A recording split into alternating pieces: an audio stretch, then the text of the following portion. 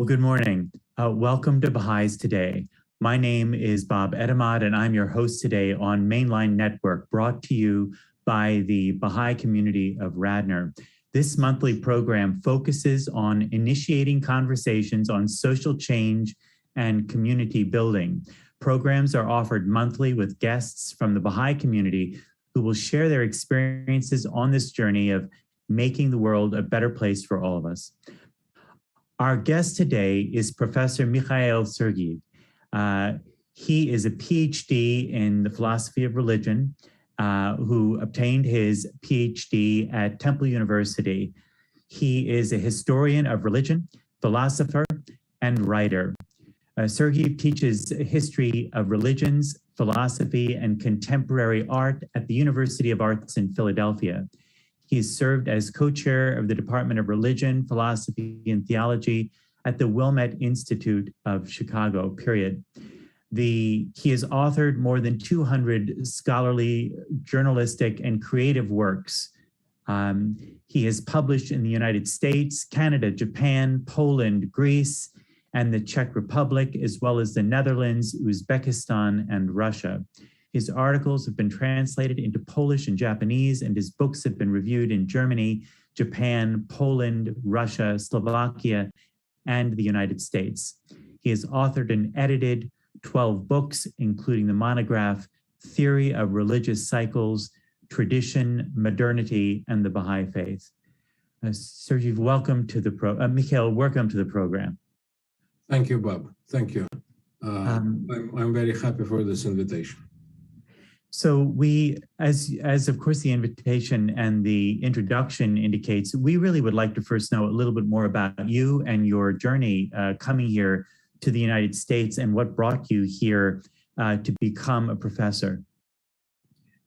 I came to the United States in 1990, to be more precise, on December 26 of 1990, 6 months before the collapse of the Soviet Union. And I came to the United States to study religion. The thing is that I was brought up, raised in the Soviet Union. The Soviet Union was an atheist country, and I was brought up as an atheist. We did not study religion. When I was in the university, we studied religion in the course that was called scientific atheism. So from that moment on, I realized that I need some kind of systematic view of religion, and that was always lacking in my education. So with that in mind, I wanted to study religion, but not to study religion from a particular religious point of view. My father comes from an Orthodox Christian background, my mother from an Orthodox Jewish background. I wanted to study religion in a secular environment, and that's what I found in the United States at Temple. What was it that created an interest in religion in you? There's so many different fields of study. So what was it what made religion interesting to you? I think that is related to two issues in my personal life. The first issue was the Soviet ideology. The Soviet ideology was like a religion because it was all-embracing, and it gave you the meaning of life. And when I rejected that ideology, and that happened in 1984, I found myself in a situation where there is nothing inside me that gives me any meaning to my life. I think that led me to my journal to discover religions. The second issue, and again, this is my personal issue, was that I was, as Russians say, half-breed, half Jewish, half Russian. People who would reject the Soviet ideology, but who were fully Russian or fully Jewish or fully anything else, they would usually come back to their tradition. But I was not sure what tradition should I come back to. I felt that Judaism is part of me, but I also felt that Orthodox Christianity is part of me. So this kind of split consciousness, led me to find more about various religions and maybe to find a religion that would be able to glue those two identities of mine together. Fascinating.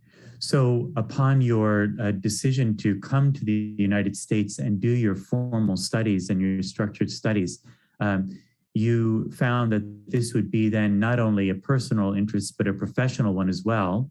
How did you find the training here? Did you find the training, was it simply that it was neutral enough for you? Was it rich enough for you? How were the resources for you? How was the training overall? I was very lucky to be accepted into Temple University because Temple had, I do not know about the Department of Religion at Temple now, but back then, 30 years ago, Temple was a unique place. They had a unique Department of Religion because on the one hand, it was a secular training. On the other hand, every religion was taught to us by the representative of that religion. So I sat on the lectures of the rabbi when we studied Judaism. Hinduism and Buddhism was taught by a guy from India. Japanese Buddhism was taught by a guy from Japan, etc. So that gave me a sense of authenticity when studying religion. Now, another advantage for me personally was that the teachers were liberal enough to allow you to pursue your own course of study. As a former Soviet person, I was always eager to be left alone. That was what was lacking in the Soviet Union. Everyone in the Soviet Union wanted something from you. And here, no one wanted anything from you. They just want you to pursue your course of study. And that's what I did. I feel very lucky to have been trained there. Wonderful.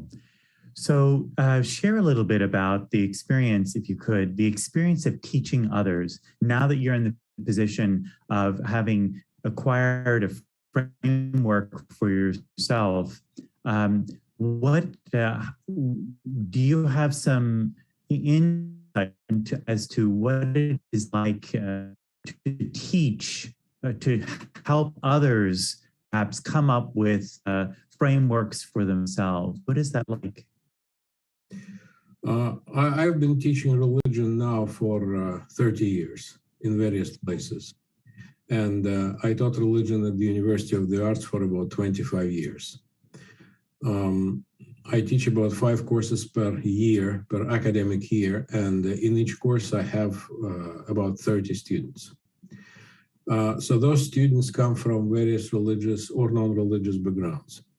I have a lot of Catholics, I have Protestants, not so many Jews. Sometimes I have Muslims. Once I had a Japanese girl who was Shinto. And I have plenty of atheists who are in their own personal spiritual journey, who are trying to discover their spiritual ways.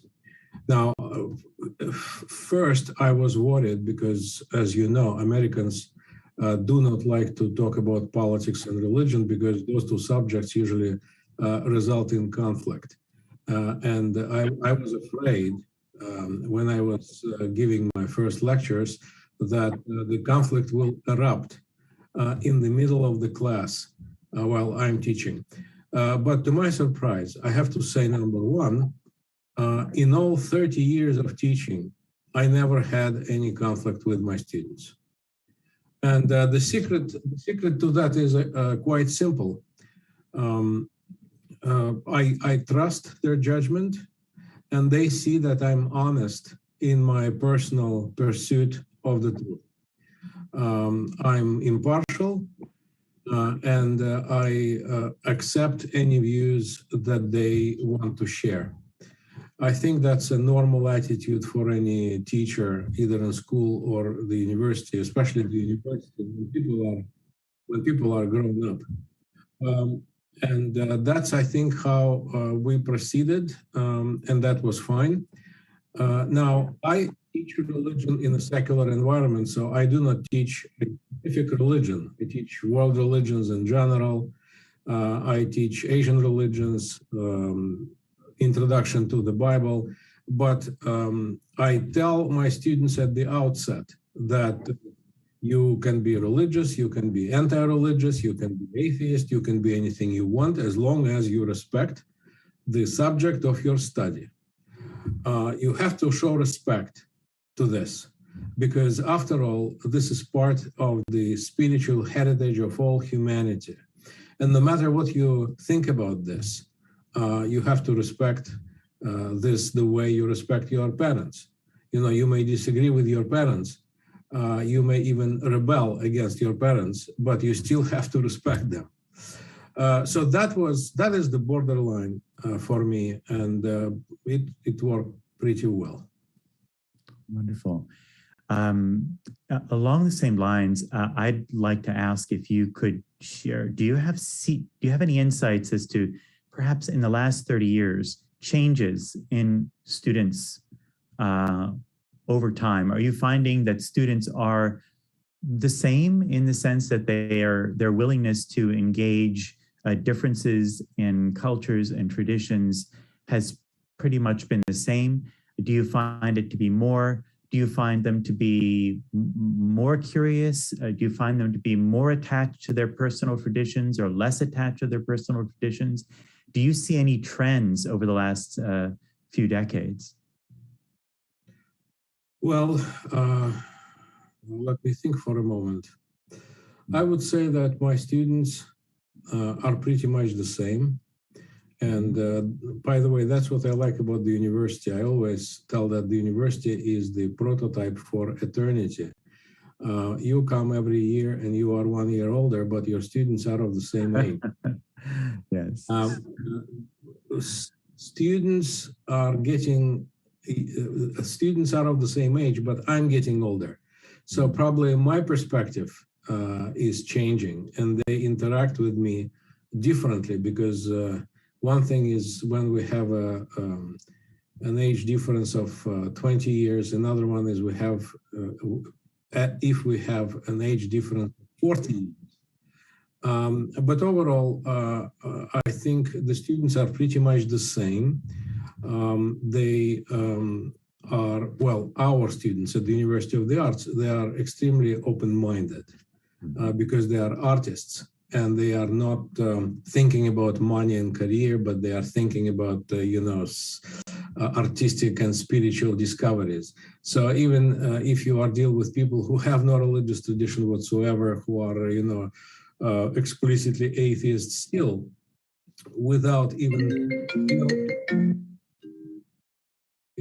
without even realizing that, those students are actually quite spiritual and, open to new vistas. As for cultural diversity, that's what I teach. I tell my students that without knowing different religions, you cannot really understand and penetrate foreign cultures because culture is based on religion. Whether people want this or not, whether people forgot about this. And if you want to really understand a different culture, you have to know some basics, some religious ideas, philosophical ideas. People are usually taking this quite seriously because most of them did not have any exposure to even to European culture. They have never been to Europe. So they are very America-centered people who want to expand their horizons. As for the long-term change, and that's what I aim at always.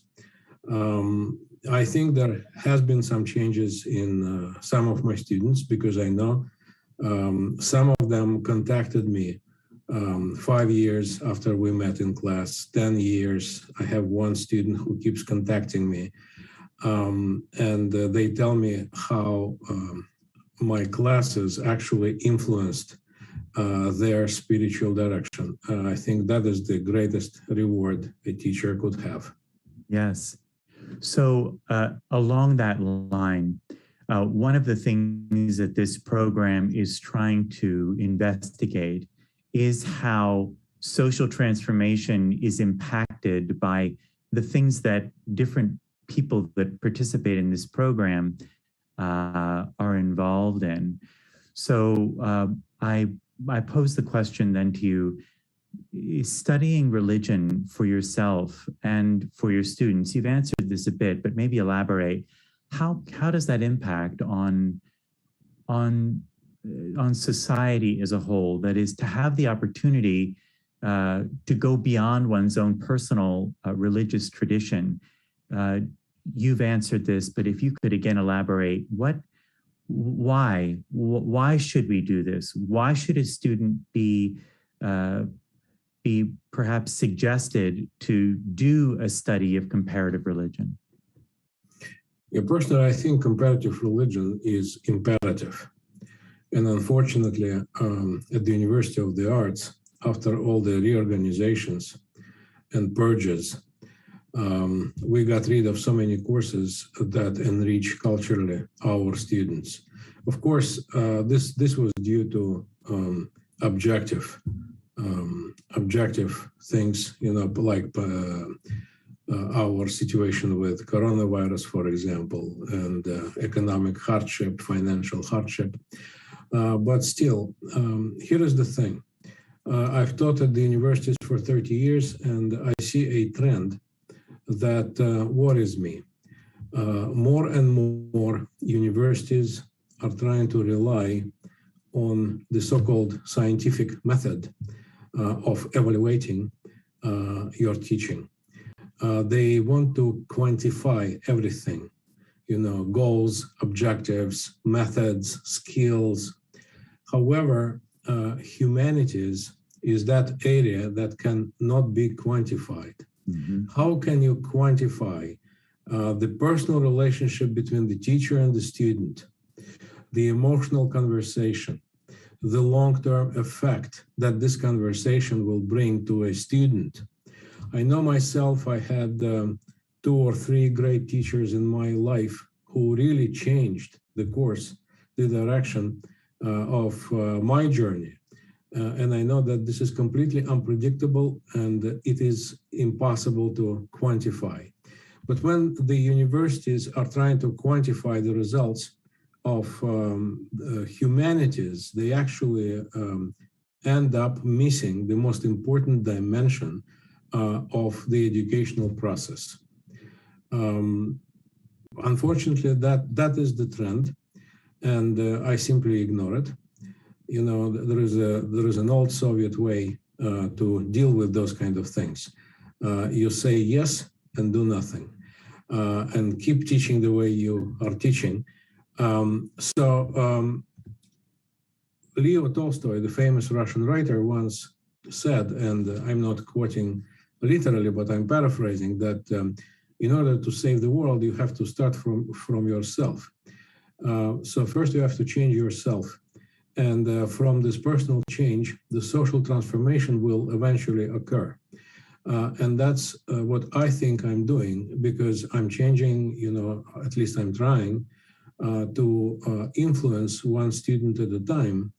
And those students later in their life will suddenly realize certain things that they would not have realized without having taken my class.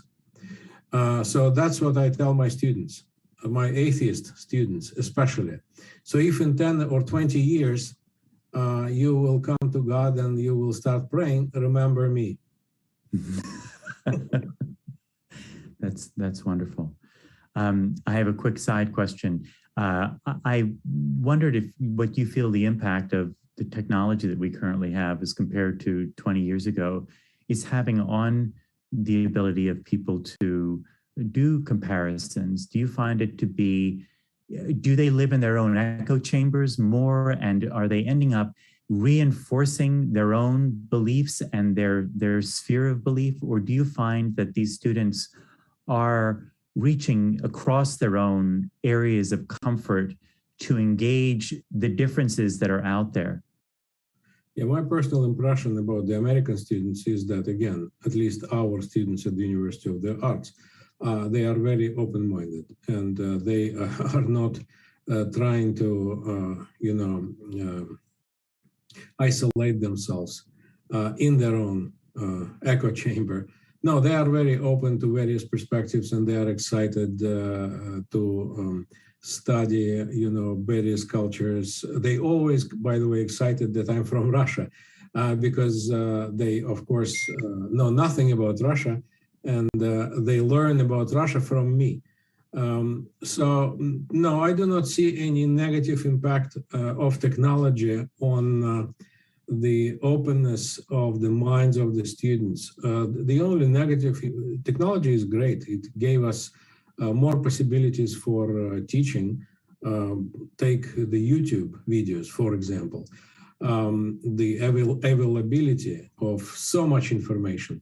But the negative impact of technology on teaching, I think, is that many universities are relying or will start relying heavily on distance learning.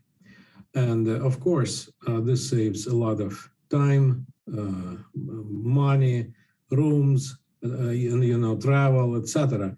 But I think that nothing can substitute a personal connection between the teacher and the student.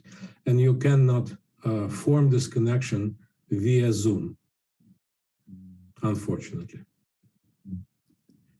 That's very insightful and important commentary, I think, as we move toward trying to become more connected after, we hope, would be some improvement in the situation we have with regards to the pandemic.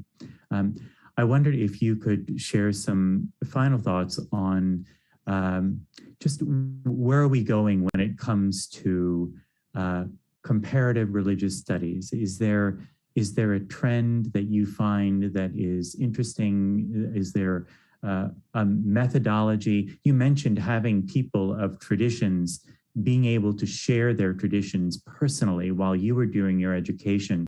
And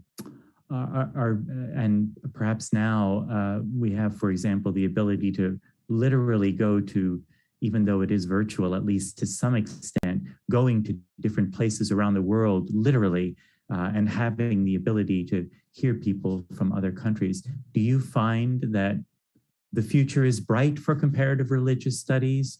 Do you find that the pressures are high for comparative religious studies and that there may not be as much interest put into it? Do you think the secularism or the, I want to almost say, polarizing ways of thinking that have occurred lately here in the United States, do you think either of those trends that we hear about are threatening comparative religious studies? Look, I think many current events are threatening the spirit of comparative study. The spirit of being friends and neighbors to each other, no matter what country you live in. Not only the polarization in the United States, which we observe, but also the polarization in Russia that I observed through the Russian internet. In spite of all this, I think the long-term trend is going toward comparative studies. The global world is becoming smaller and smaller, and people want to learn more about other people's culture. And I think that is our future. And I would also point out that in order to fully embrace another culture, you have to know at least the basics of language. And this is a tremendous lack in American university education. People do not know languages, people do not study languages, and therefore they cannot fully understand the spirit of culture without being able to read literature in other languages, etc. So I think it would be great if America would improve in this respect as well. I see in my 30 years that America is able to improve. I think that is one of the greatest qualities of this country. I think the linguistic education and comparative education should be also improved, and I think the future is ours. Wonderful. Well, Professor, thank you very much for joining us today on behalf of the Baha'i community of Radnor Township. We very much appreciate the opportunity of speaking with you today. Thank you very much for inviting me. Pleasure.